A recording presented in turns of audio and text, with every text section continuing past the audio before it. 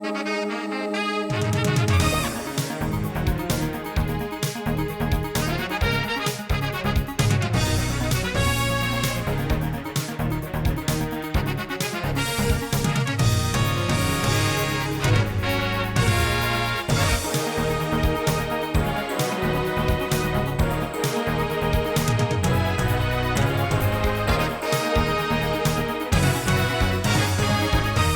the Tech Museum in the heart of Silicon Valley, I'm Mark Albertson. And I'm Christina King. And welcome to a special second anniversary of Tech Closeup. And Christina, can you believe we have been on the air for 2 years already? It's a milestone. You know, we have covered everything in the tech world, from robots and avatars to the latest in software and the internet. It's really the best that the high-tech industry has to offer, and frankly, that's what Tech Closeup is all about.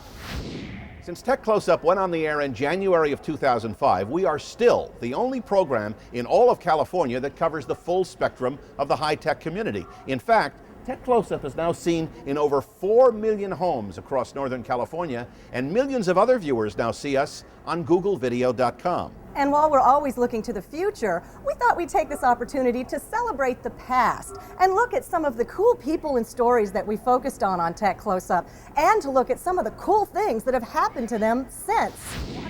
Over a year ago, we interviewed Patrick Lowe, the CEO of Netgear, and since then, Netgear has exploded onto the forefront of the Wi-Fi revolution. Our interview covered a lot of ground, including Patrick Lowe's humble beginnings in China. Things are going the way Patrick Lowe dreamed as a child, growing up in mainland China. As he watches his dreams come true, he still remembers, though, where and how those dreams began. You've come a long way to get here, but where you came from is so far from all of this. Tell me about that. Well, actually, it's not that far. You know, I was educated as an engineer, electrical engineer, when I was in college. I have always been fascinated by all these electronic things. As a matter of fact, you know, my undergraduate graduation thesis was in automated cars. That is, you know, driverless. You always like gadgets. Yeah, I always like gadgets, right, exactly. So, you know, that has always been my dream, you know, on how to produce more gadgets, because it is fascinating. And then, of course, throughout my career, early career as an engineer, both on the hardware side and on the software side, you know, there are so many new technologies that kind of, you know, make me think, hey, you know, technology really changes the life of many people. I mean, we've seen how people's lives got changed by personal computers or Macintosh. And then we've seen how lives of many people got changed by cell phones. So when internet came around, it was a huge thing. You know, for me, I say this is the next wave. This is the third wave of technological change that I could see in my life. I mean, first PC, then cell phone, and now the internet. The thing is, when we started the company, we tried to come up with a name. Yeah. And we pay umpty amount of money for some name specialist, brand, you know, company, to try to come up with a name. So they went to the internet. I mean, they go all around the place and spend tens of thousands of dollars, search for the hundreds of names, and none of them would like it. Oh, really? None of them, all right? So Mark one day drove down 101 and then saw a billboard, all right, and advertising some sneakers. And then he came and said, I got a name for us. And then he named the company Netgear. I say, that's a great, fantastic name. So that's how we started with the Netgear name. And then because Patrick took us on this really instructive tour of a digital home in their company's headquarters in Santa Clara, California. It was really neat, all these wireless technologies that we got to explore. But what I thought was really funny is the company's corporate symbol, which was on display in this digital home. What was great about it is, I swear, it looked just like me. You know, brainchild of the technology behind it on every single box. So over the years, this originally occupies the whole front page, has shrunk into a little circle, but sure he's still there. He's still there. He's still there. Yeah, right. Come closer. A little closer. Okay, you can see me on TV, but I can't see you. What would that be like? Well, that's the experience of students at the California School for the Blind in Fremont, California. I got a chance to visit them and see how incredibly well they adapt to their sightless world. And how they do it is through a wonderful new technology. The lesson in school is outside today for Bill Henson, who's learning how to operate a small computer.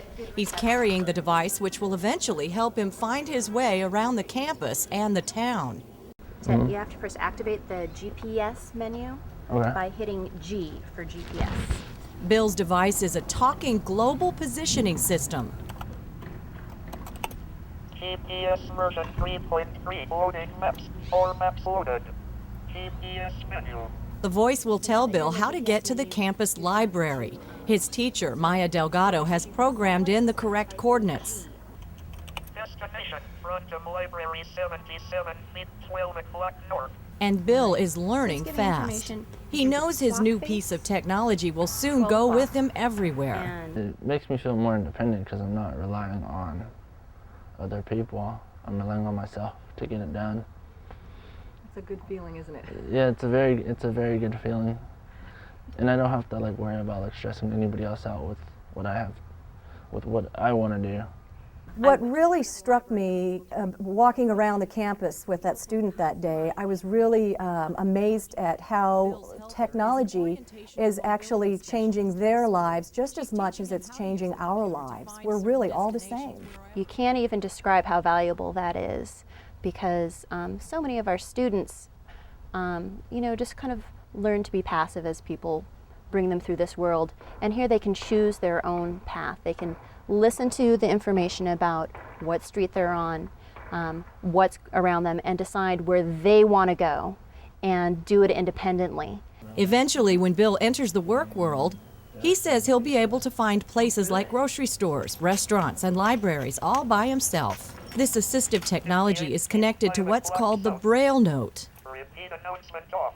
Even without the GPS attachment, this thing is amazing. It's like a calculator, an address book, a day planner, and an iPod. It's like a Palm Pilot, a laptop for the blind. Address list. Email. Internet. You know, one field that really took off in 2006 is embedded speech technology. And one of the leaders of this industry is a Sunnyvale, California company called Sensory. Now here's a place where you could never be lonely. They have all these toys where if you talk to them, the toys talk back to you. In fact, they won awards for like a talking dog that responds to 15 different commands. Well, as we found in our tour of Sensory, talk is cheap. Voice clock? Yes. What time is it? The time is 8:27 a.m. They answer almost anybody. The vocabulary's limited to maybe 100 or so words, but you don't have to train them on your own voice. It uses a speaker-independent technology, so no training is necessary. What we've actually done is pre-train it on a number of different voices with different accents. Computer? It may sound like Star Trek. Lights at 100%. Lights at 100%. But Sensory is about to give speech recognition a whole new face. Well, hello there. My name is Doc. I'm an intelligent avatar. They call him Duck, and he's not just a cartoon. Sensory software makes animated characters lip-sync words as if they're really saying them. My Bluetooth connection can control anything around you. The technology listens to the person speaking and models that into an avatar speech. This is the ultimate in lip syncing. It is the ultimate in lip syncing.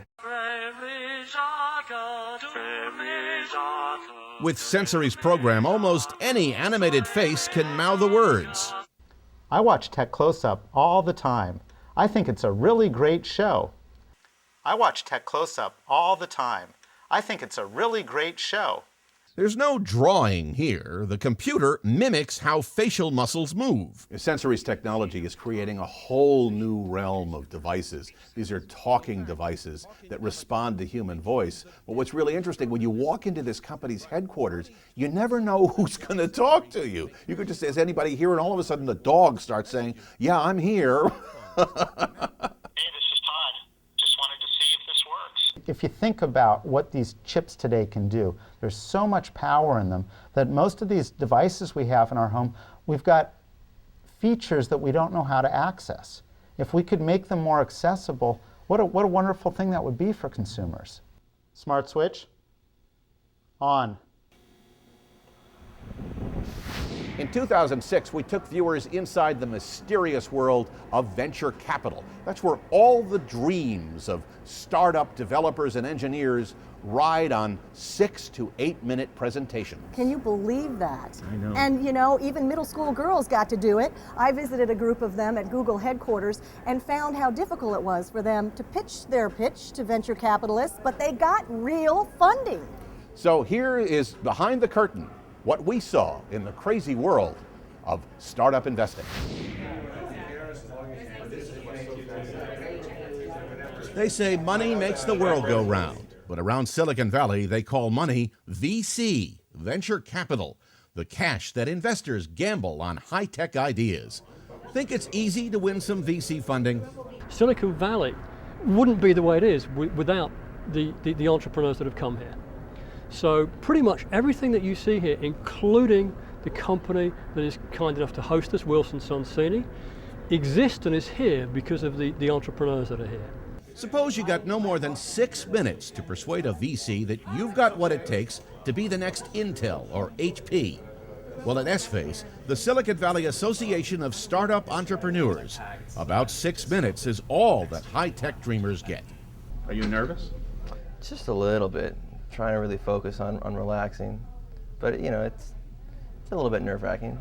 These could be the most important 6 minutes of your career. That's very much, yeah. When we first launched this program, this is only our third event, so we launched the program the back end of last year. We had over 200 people ask for our 10-slide template, and so far we have had 11 companies present. So this is our third batch. We have 6 companies presenting here. And we're quite ruthless going through it, as a VC would be. It's the ultimate chance to network, but getting here wasn't easy. Thousands applied, only 6 got invitations. In the VC world, that's pretty average. Less than 1% of companies are fundable companies. An average VC, Onset Ventures for example, will see 4,000 business plans in a year. They will fund 6. I'm Callie German, and I'm VP of Manufacturing and Operations. I got this job because I'm organized and I'm good at making sure things get done before a deadline. I'm Alexandra Molai, and I'm VP of Sales and Marketing. I chose this job because I'm very creative and I love communicating with other people. I'm Allie Simpson. I'm VP of Finance. I chose this job because I think it would be good for me to get more math into my life, and I'm great with concepts. Have you ever dreamed that one day you would start your own business? Create an exciting new product that people would want to buy. Give yourself a fancy, important title. And best of all, get someone else to fund it. And it really moved me that you guys wanted to create products that created joy with people. So thank you so much. Congratulations on your funding. Well, for a group of 7th grade middle school girls, they got to experience all of that and more. And this is a really great opportunity to show them how working with some adults out in the community, not their parents, we don't even put them with their parents who volunteer, they're adults who want to volunteer and help them. It just shows them how that extra guidance really can help them take their ideas to the next level. And it's the same way in the real world, working with the mentor. It's called the Entrepreneurial Education Program at Mountain View's Girls Middle School. Can you imagine how nervous these girls must have been? I mean, they were at Google headquarters, but they stayed calm and cool. They were so professional, and you could tell they were having a blast. I see all these girls that have grown so much from the beginning of the year to where they are now, and I know that they're going to grow and incredibly more even as the months continue. It's amazing.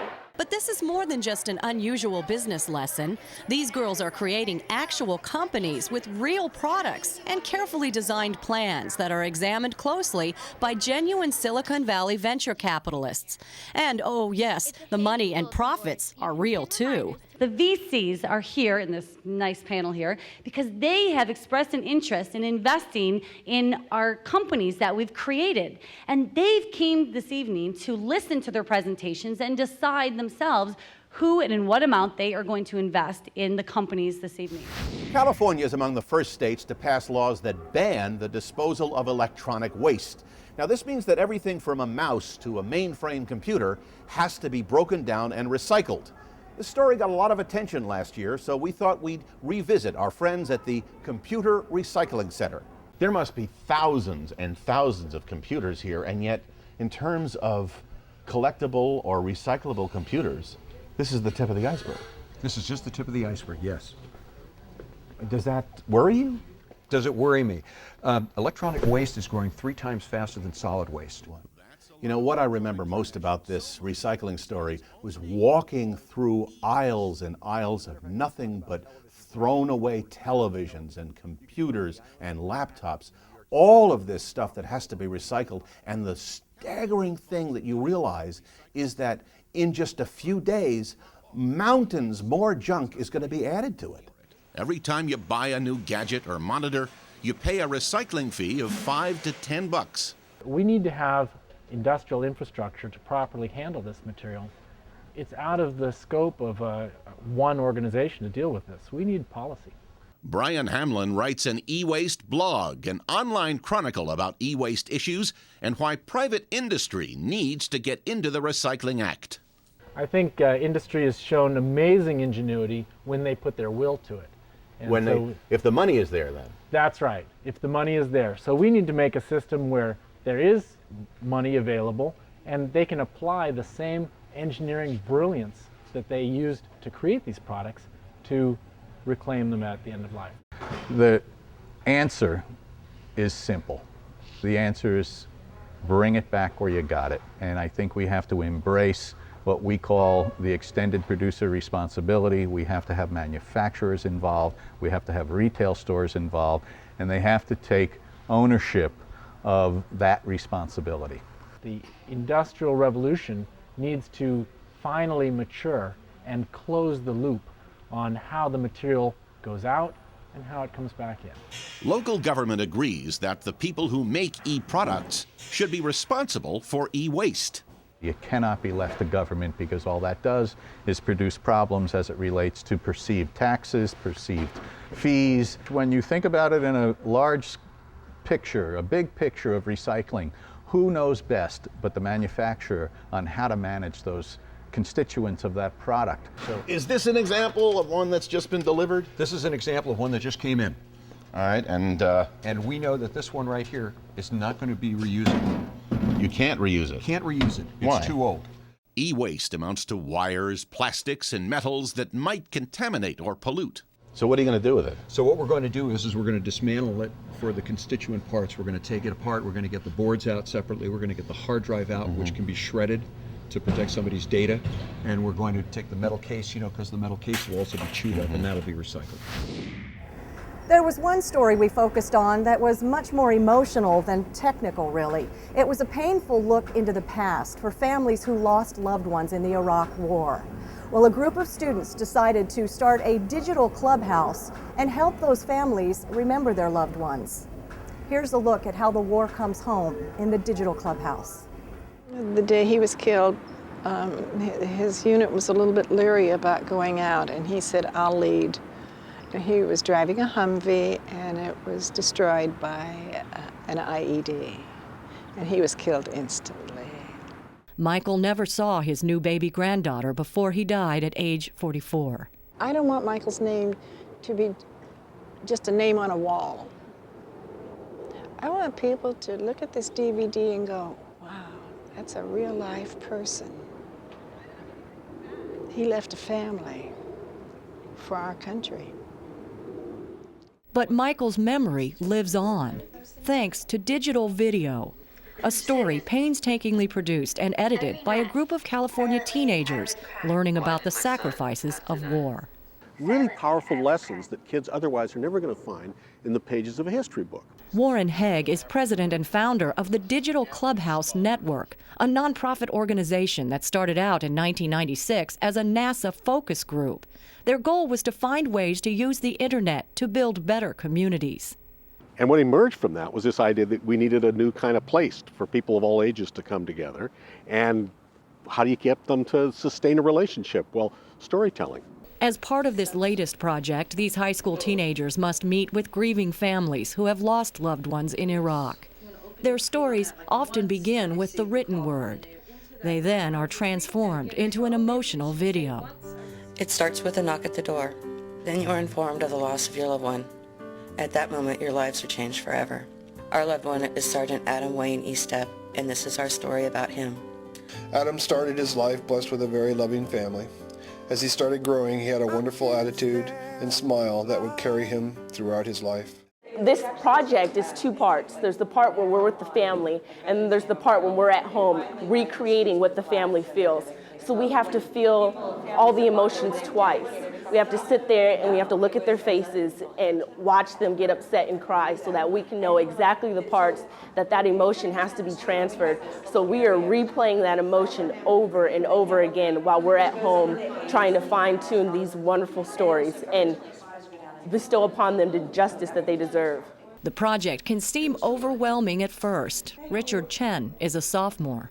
So I'm just kind of scared that I can't make a movie that measures up to what the families have in mind sometimes. But later, Chen and his freshman partner call their first such challenge a success. Theirs is the story of Michael Ottolini.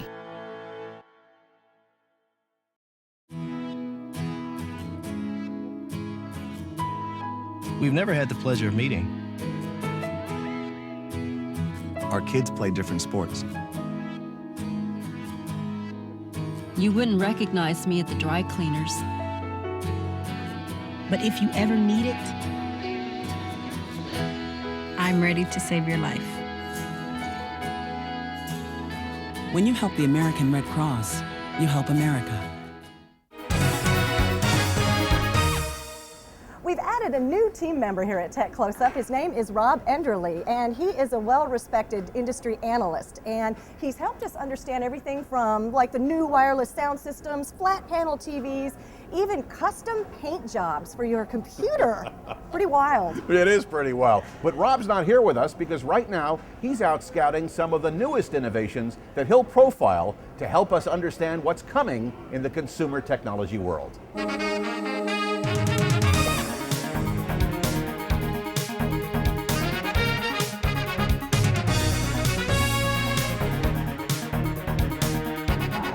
You know, video games like these have been around for decades, but one new trend in high technology is the use of video game software for real-life training.